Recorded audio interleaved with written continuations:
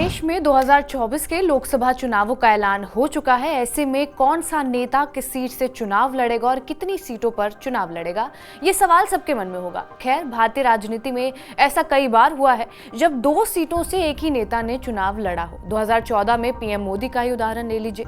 PM Modi ने 2014 के लोकसभा चुनाव में वाराणसी और वडोदरा दोनों सीटों से चुनाव लड़ा था और दोनों ही सीटें जीती थी। हालांकि उन्हें बाद में एक सीट छोड़नी पड़ी थी। इसका कारण क्या था, ये भी हम आपको वीडियो में बताएंगे। फिलहाल राहुल गांधी वायनाड लोकसभा सीट से चुनाव लड़ेंगे, लेकिन ये संशय बरकरार है कि क्या वो अमेठी से चुनाव लड़ेंगे या नहीं। 2019 के चुनाव में वो अमेठी और वायनाड दोनों जगह से चुनाव लड़े थे। हालांकि अमेठी से केंद्रीय मंत्री स्मृति ईरानी ने उन्हें हराया था। यानी एक से ज्यादा सीटों पर लड़ने का इतिहास बहुत पुराना है। 1957 में पूर्व प्रधानमंत्री और भारत रत्न अटल बिहारी वाजपेयी ने भी 3 लोकसभा सीटों से चुनाव लड़ा था। अब सवाल ये है कि एक कैंडिडेट कितनी सीटों से चुनाव लड़ सकता है। तो इस कंफ्यूजन को भी दूर करते हैं और वीडियो शुरू करते हैं। नमस्कार, मेरा नाम है रिया शर्मा और आप देख रहे हैं TV9 भारतवर्ष।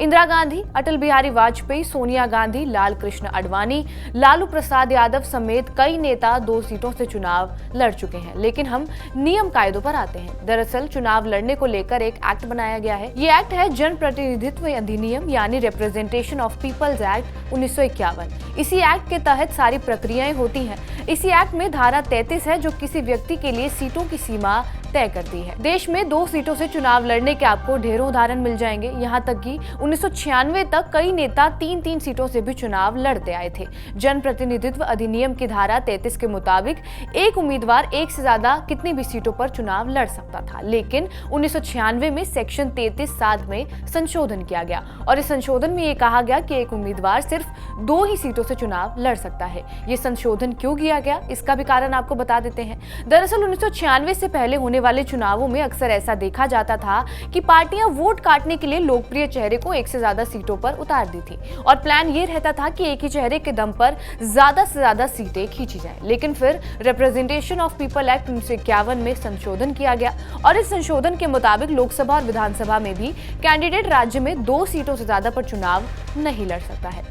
अब अगर वही उम्मीदवार दोनों सीटें जीत जाता है तो आगे क्या होगा? एक्सपर्ट्स का मानना यह है कि कई क्षेत्रों में प्रचार करना, चुनाव लड़ना ये संस्कारी संसाधन और धन की बर्बादी की वजह बन सकती है। ऐसा इसलिए है क्योंकि एक कैंडिडेट जब 2 सीटों से चुनाव लड़ता है तो जीतने के बाद भी उसे एक सीट छोड़नी पड़ती है। ऐसा करने के बाद वहां पर उपचुनाव की तैयारी शुरू हो जाती है, जिससे सरकारी खजाने पर भी बोझ बढ़ता है। 2014 में पीएम मोदी ने वडोदरा और वाराणसी से जीत हासिल की थी। चुनाव परिणाम आने के 10 दिन के अंदर उन्हें ऐसा करना होता है। वो जिस भी सीट से चाहे अपना प्रतिनिधित्व जारी रख सकते हैं, यानी एक सीट से वो विधायक या सांसद हो सकता है, लेकिन दूसरी सीट उसे 10 दिन के अंदर ही छोड़नी पड़ती है। पीएम मोदी भी वाराणसी से सांसद बने थे और वडोदरा की सीट उन्होंने छोड़ दी थी, जिसके बाद वहां पर उपचुनाव कराने पड़े थे।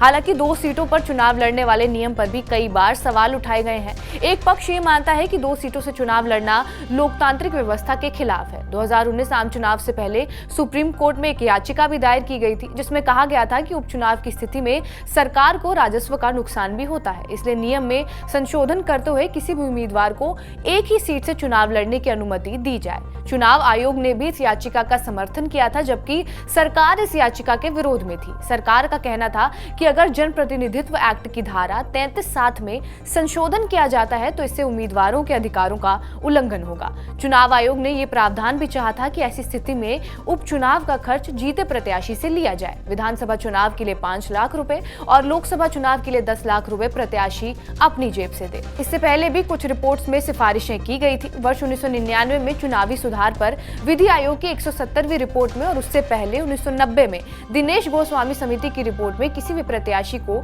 एक ही सीट पर प्रतिबंधित करने की सिफारिशें शामिल थी। हालांकि अब तक ऐसा प्रावधान नहीं बन पाया है और अभी भी कोई भी प्रत्याशी 2 ही सीटों से चुनाव लड़ सकता है। बहरहाल, आपका इस वीडियो पर क्या कुछ कहना है हमें कमेंट बॉक्स में जरूर बताएं। बाकी देश और दुनिया की तमाम बड़ी खबरों के लिए बने रहिए हमारे साथ TV9 डिजिटल पर।